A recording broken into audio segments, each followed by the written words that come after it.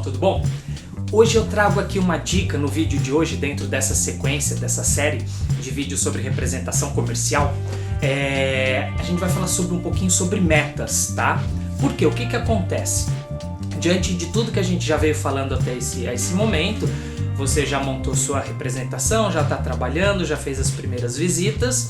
E é sempre bom lembrar, a empresa que está te contratando, ela vai te passar uma meta.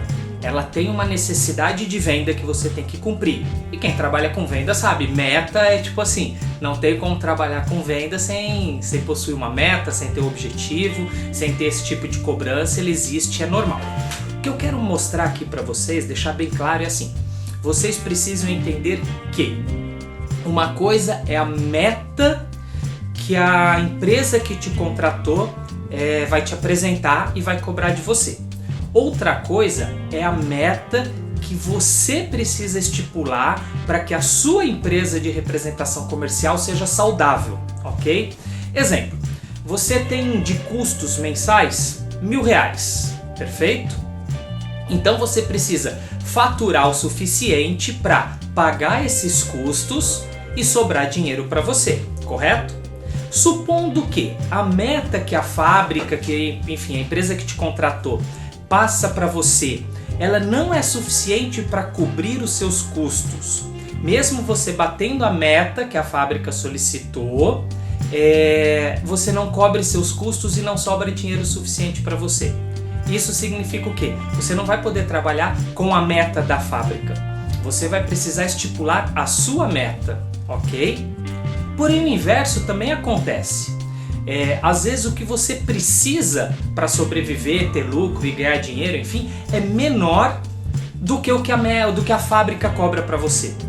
Porém, você vai ter que estar atento, que não adianta só você ter lucro na sua empresa e você não conseguir corresponder às expectativas de quem te contratou. Porque daqui a pouco você vai perder esse contrato e aí seu faturamento cai para zero. Perfeito? Então é muito importante que você tenha esses dois números. A meta que o contratante está cobrando de você e a meta que você precisa cumprir para a sua empresa ser saudável. E aí a continha matemática de administração que você vai fazer, tá? Às vezes você tem 1, 2, 3 pastas que você representa. Então você vai verificar dentro disso qual vai ser o seu foco. Se a soma das metas desses fabricantes, dessas contratadas, enfim, contratantes, for superior à meta da sua empresa, aquela sua necessidade específica, é ali que você vai trabalhar. Você tem que bater a meta de quem te contratou, ok, vai para cima desse número. Porém, se esse número não é o suficiente, você sabe que você vai ter que vender mais do que estão pedindo para você, tá? Então tenha muito bem esses dois números definidos e claros na sua estratégia. Qual é o faturamento que você precisa atingir para que a sua empresa de representação comercial obtenha lucro, seja saudável? E qual é a meta que você precisa cumprir para que aquelas empresas que te contrataram estejam satisfeitas também e você entregue para eles o resultado, ok? Então tem que ter o equilíbrio dessas duas partes. E aí, para finalizar a dica dessa semana, o que eu oriento você a fazer para poder trabalhar com essas metas? Algo que é bem bacana. As grandes empresas, de maneira geral, já têm a sua meta para o ano inteiro. Às vezes tem a meta para o semestre, depois recalcula para o segundo semestre, enfim, mas tem um período longo onde ela é estipulada. Essas metas são divididas mensalmente e repassadas aos representantes comerciais. Então você vai ter lá uma meta que a fábrica vai te passar, que o contratante vai te entregar para você cumprir naquele mês, em janeiro, fevereiro, março, enfim. Qual que é a minha dica para vocês? Que a gente usa muito aqui dentro da empresa, já falei isso várias vezes em outros vídeos também. É dividir a meta por semana. Então você tem lá uma meta de vender R$500.000 no mês, perfeito? Não pense simplesmente R$500.000 dentro de um mês. Porque normalmente o que acontece? Começa o mês, você está saindo, está fazendo visita, tentando vender, os números estão acontecendo. Quando chega no meio do mês ali, você começa a olhar, poxa, tá no meio do mês e eu ainda não fiz a metade da meta, eu estou abaixo, supondo que esteja então a partir dali, do meio do mês, às vezes até um pouco mais para frente, você vai se atentar e vai ver que, poxa, eu preciso mudar a minha estratégia, preciso fazer alguma coisa, senão eu não vou atingir a minha meta do mês. E aí ali nos últimos 15, 10 dias, começa uma correria nos últimos 5 dias para tentar atingir aquele número. Isso é comum, a nossa experiência, a gente vê isso acontecendo no mercado, conversando com fabricantes a gente percebe muito isso, a entrada de pedidos maior em um determinado período do mês, que normalmente é o fechamento das metas.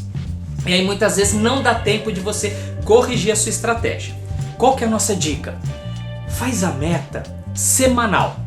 Pega esses 500 mil que você tem que vender, qualquer que seja o valor, dentro do mês, divida em 4 partes, 25%, e coloque a meta por semana. Então quando for começar a semana ali na segunda-feira, ok? Domingo você estava descansando, segunda-feira você foi trabalhar.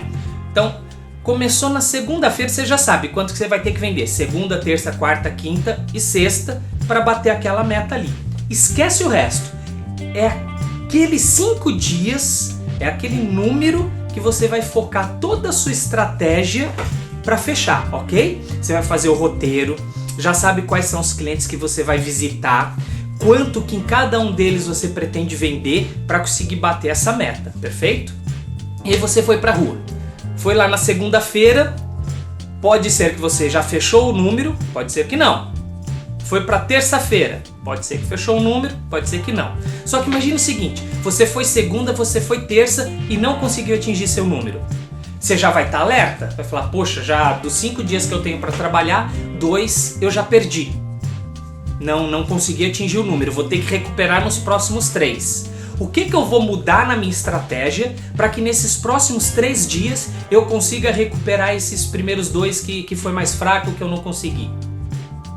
Percebe que com apenas 2 dias de trabalho você já consegue ter uma noção do que está acontecendo com o seu resultado para, se preciso for, alterar sua estratégia para os próximos 3 dias. Passou a quarta-feira, não conseguiu de novo, a quinta e a sexta já vai ter que ser aquela estratégia de explosão, para ver o que você vai tentar fazer para recuperar. Mas você entende que você está fazendo isso num período curto, onde você pode rapidamente mudar a sua estratégia. E mesmo que, imagine, você não fechou a meta daquela semana, quando for começar a segunda semana, você já está atento ao que ocorreu, você já vai ter que traçar uma estratégia diferente para tentar recuperar aquilo que não aconteceu. Porém, normalmente você consegue, recuperou ali na quinta, na quarta, deu um resultado, fechou a primeira semana. O que eu quero mostrar é o seguinte, é muito mais fácil você tomar ações corretivas no curto espaço de tempo do que num longo tempo, porque você acaba, é tendência do ser humano, é a lei do mínimo esforço, você acaba tendo, é natural, deixar para mais tarde, para se preocupar, para correr, para se desesperar. Então quando você coloca isso tudo semanal, você consegue corrigir muito mais rápido e o efeito é muito melhor. Isso a gente já viu na prática, funciona, tá bom? Essa é a dica para vocês. Um grande abraço, espero que essa série de vídeos esteja sendo úteis para vocês.